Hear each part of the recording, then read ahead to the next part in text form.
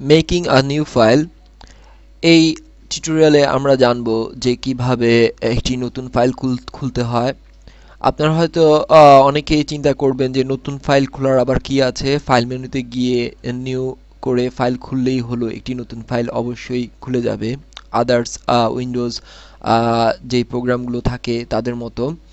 তবে এখানে হ্যাঁ, একইভাবে ফাইল খুলবে এবং একটি নতুন ফাইল আসবে ঠিকই, কিন্তু এখানে যে একটি ব্যাপার রয়েছে যে গ্রাফিক্স ডিজাইনিং এর ক্ষেত্রে অলওয়েজ ফাইলের যে মাপ এবং পরিমাপ এবং রেজুলেশন এসব ব্যাপার সম্পর্কে একটি সূক্ষ্ম ধারণা থাকতে হবে।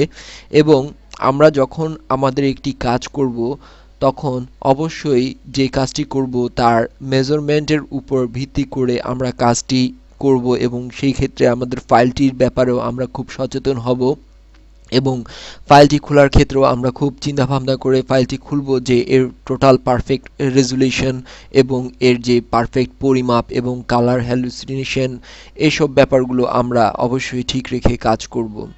আমরা বর্তমানে আমাদের স্টেজে যে ফাইলটি দেখতে পাচ্ছি এটি মূলত একটি ব্ল্যাঙ্ক ফাইল, এটিকে আমরা ক্লোজ করব। আমরা আমাদের ফাইল মেনুতে যাব, ফাইল মেনুতে গিয়ে যে নিউ অপশনটি রয়েছে তা মূলতই আমাদের নতুন ফাইল খোলার অপশন। আমরা খেয়াল রাখব যে আমরা মেনু থেকে সবসময় ফাইল খুলতে পারি, তবে আমাদের শর্টকাট কি হিসেবে কন্ট্রোল এন দিলেও আমরা একটি নতুন ফাইল সরাসরি খুলতে পারি মেনুতে না এসে।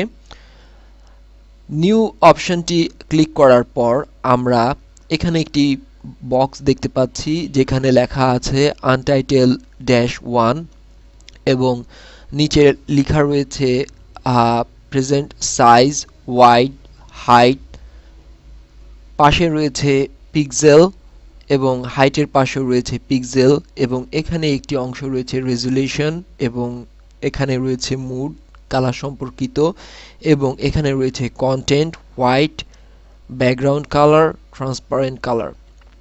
এটি মূলত আমাদের টোটাল নিউ ফাইলের জন্য আমরা অপশন পাচ্ছি। আমরা শুরুতেই আমাদের ফাইলটির নাম দিব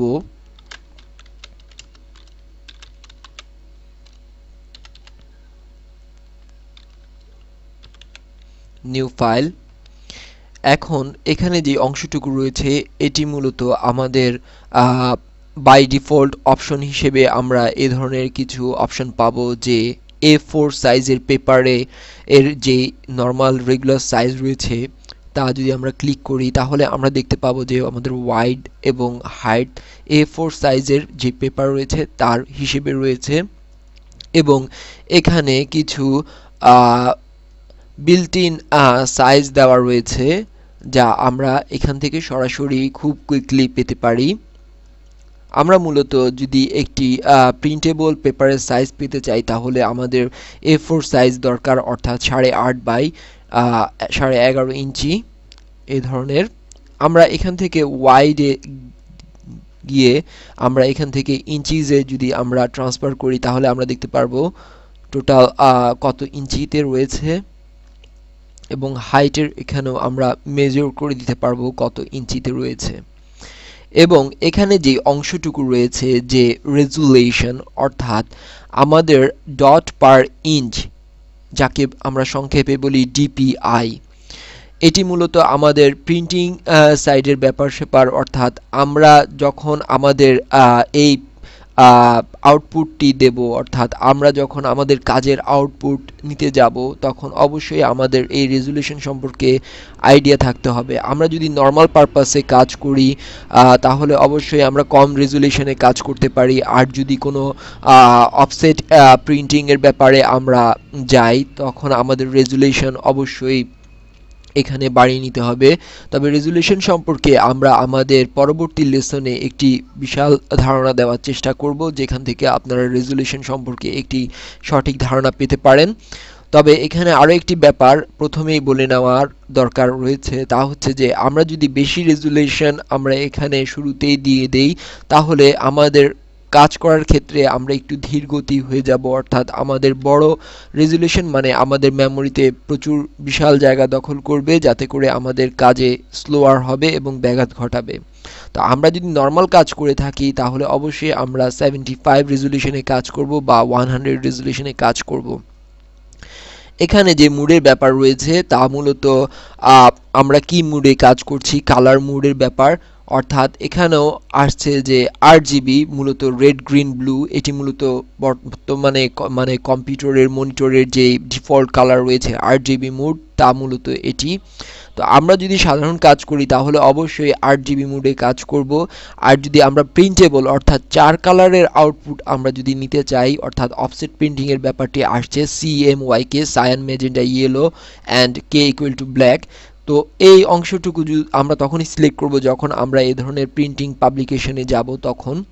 তবে নরমালি আমরা RGB কালার, আর এখানে যে ল্যাব কালার রয়েছে তা মূলত কাস্টমাইজেবল কালার, অর্থাৎ আমরা ইচ্ছে করলে নিজেদের কালার নিজেরা, যে কালার টেবিল রয়েছে সেখান থেকে নিজেদের কালার নিজেরা তৈরি করে এই ল্যাব কালার আমরা ইউজ করতে পারি। আর এটি মূলত গ্রে স্কেল, অর্থাৎ ছবিটি বা ডিজাইনটি টোটালি সাদা কালোতেই আমরা পাবো। অর্থাৎ এখানে মূলত আমরা এই ফরম্যাটগুলো সিলেক্ট করলে মূলত আমাদের কালারের যে অপশনগুলো রয়েছে সেখানে কিছু চেঞ্জ আসবে, এবং সেই কালারগুলোই আমরা সেই স্টাইলের সেই মুডের কালারগুলোই মূলত আমরা ইউজ করতে পারবো আমাদের ওয়ার্কিং ফিল্ডে।